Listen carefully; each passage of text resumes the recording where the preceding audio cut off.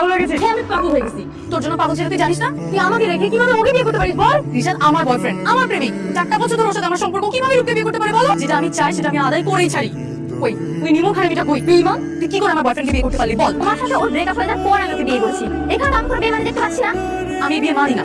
তোর মানা না মানে কোনো কিছু যায় আসে না। এই যে আমি তোমাদের সামনে এখানে দাঁড়ায় থাকলাম, দেখি কি করে তোমরা আমার উপর দিয়ে চলে যাও। ড্রাইভার, আপনি ওর উপরে উঠিয়ে দেন। আমি এত সহজে হার মেনে নিব, ওকে নিয়ে তুই সুখে সংসার করবি? আসতেছি আমি। আমি আমার লাইফে অনেক বড় ভুল করেছি, ওর সাথে রিলেশন করবো। ভাগ্যে ব্রেকআপটা হয়েছিল, তা না হলে তো আমার লাইফে ধ্বংস হয়ে যেত। আমি জানতাম আপনি আপনার ভুল একদিন ঠিকই বুঝতে পারবেন। এই রিশাদের বাচ্চা, বের হ।